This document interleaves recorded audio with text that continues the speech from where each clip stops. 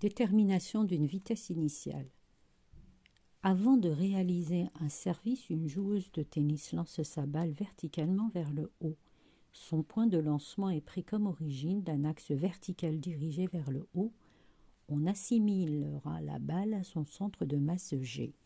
Première question. Établir l'expression de la composante Vz de t de la vitesse de la balle. Donc nous avons une balle qui est jetée vers le haut, verticalement, donc le mouvement se fait suivant un seul axe. Nous allons projeter donc toutes les composantes d'accélération et vitesse suivant un seul axe. On représente cet axe, donc à t égale 0, on le positionne ici. Donc on a un axe vers le haut, Z. Nous allons négliger ici les forces de frottement. Donc la seule force que subit notre balle est son poids. Nous allons projeter donc le poids suivant l'axe des Z. Donc ici on a l'origine. Donc pour cela, nous allons appliquer la deuxième loi de Newton qui énonce que la somme des forces extérieures appliquées sur la balle est égale à sa masse fois son accélération. Donc la somme est égale à MA.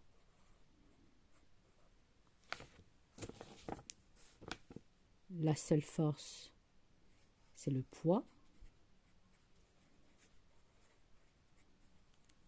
On va faire attention, donc on ne va pas projeter tout de suite les vecteurs. On fait attention. Donc ici, le M va partir et on obtient G égale à A. La projection de G sur l'axe Z nous donne moins G, vu qu'il est opposé au sens de l'axe Z. Et nous n'avons qu'une seule composante suivant Z pour l'accélération. Donc l'accélération suivant Z est égale à moins G. Pour les vecteurs vitesse, nous devons primitiver, donc à partir de AZ, donc je sais que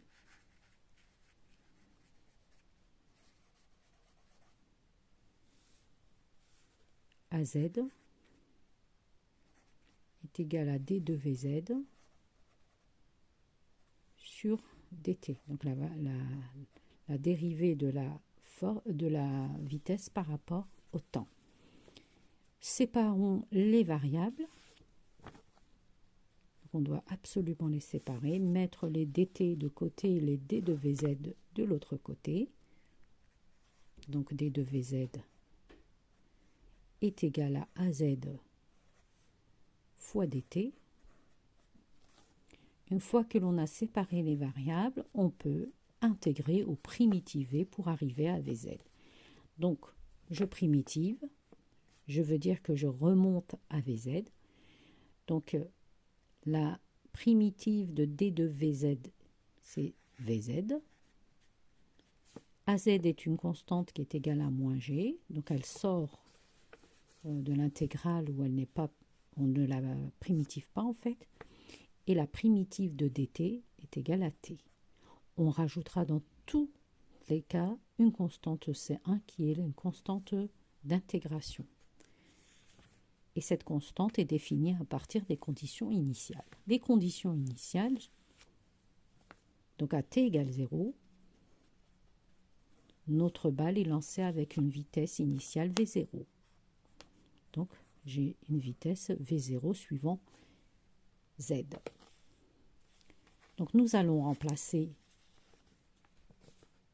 cette condition, nous allons prendre en considération cette condition pour obtenir la valeur de C1. Donc à t égale 0, je remplace t par 0, Vz par V0, donc V0 égale à moins g fois 0 plus C1. On obtient C1 égale à V0. Je remplace donc dans l'équation Vz. Normalement, je dois écrire Vz de t. C'est la vitesse instantanée. Donc, moins G de t plus V0. J'encadre le résultat. Application numérique, donc Vz de t, moins 9,81 t plus V0.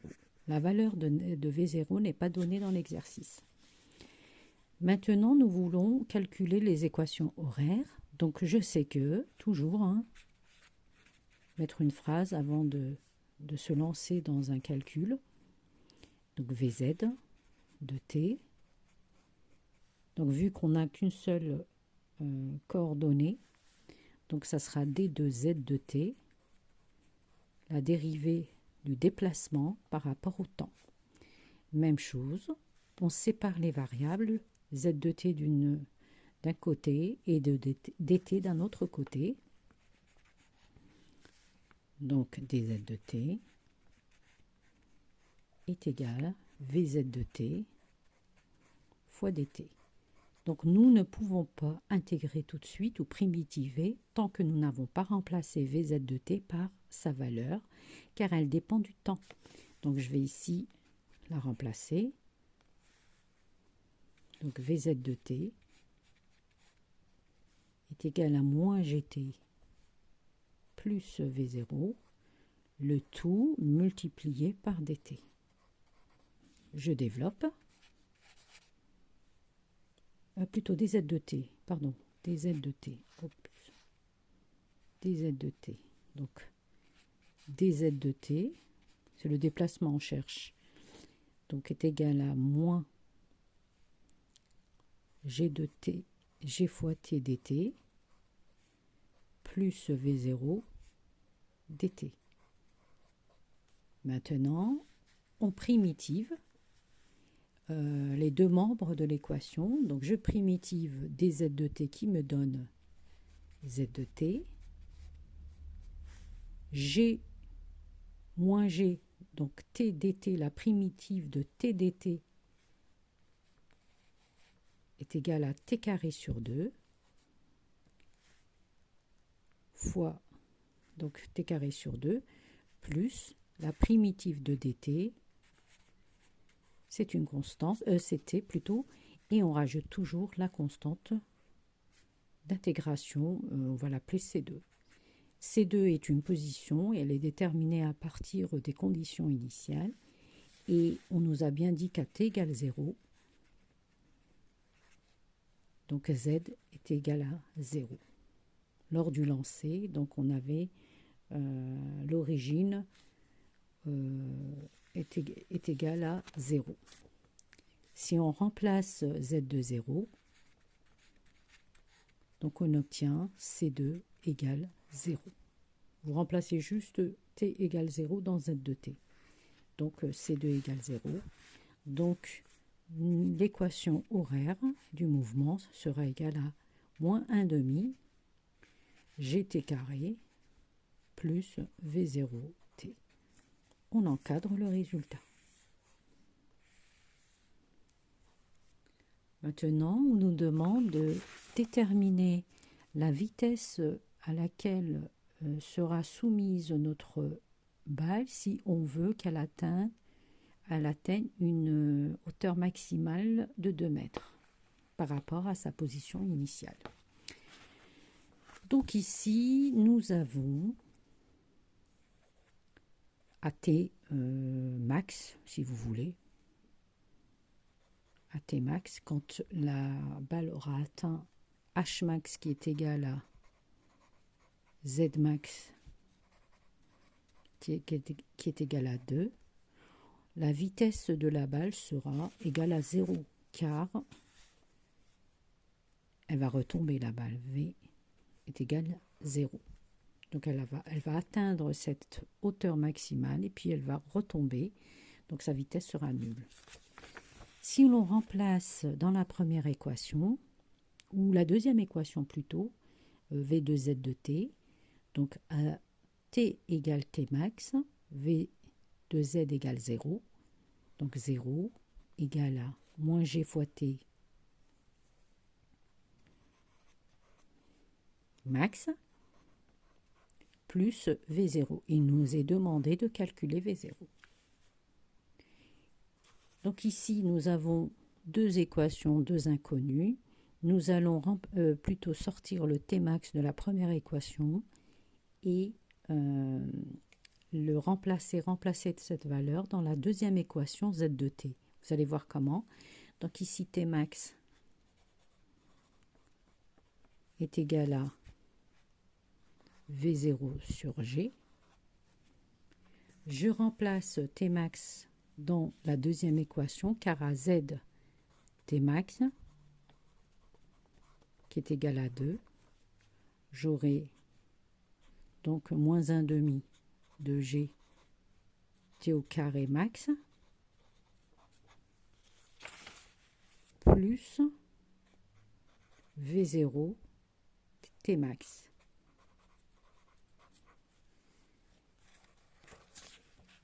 Donc il y a une autre façon de trouver cette vitesse avec la conservation de l'énergie mécanique totale, mais là on va faire les deux. Donc voilà. Donc je remplace la valeur de Tmax dans l'équation. On le fait ensemble. Donc on a trouvé que Tmax est égal à V0 sur G. Je remplace dans la deuxième équation. Donc 2 est égal à moins 1 demi de G V0 sur G le tout au carré plus V0 fois Tmax est égal à V0 sur G. On simplifie. Donc 2 moins 1 demi, donc moins 1 demi V0 au carré sur G au carré plus V0 au carré G. Je sors le V0 au carré, donc j'obtiens moins 1 demi de G carré. Plutôt, il y a le G qui part ici, je l'ai oublié, là. Donc G et G carré, donc là il part. Donc plus 1 sur G, le tout égal à 2. V0 au carré, je vais faire un peu le ménage. Donc 1 sur 2G plus 1 sur G, donc nous donne 1 sur 2G est égal à 2. Du coup, V0 au carré égale à 4 fois G, produit en croix, et V0 est égal à racine carrée de 4 fois G, qui est égal à peu près 4 fois 9,81. Et avec le calcul, vous pouvez trouver à peu près 6,3 mètres par seconde. Première méthode. La deuxième méthode qui est plus simple et plus directe, donc je vais la mettre de côté, consiste à appliquer la conservation de l'énergie mécanique totale. Donc ici, nous allons refaire un petit schéma et nous allons utiliser la deuxième méthode. Deuxième méthode.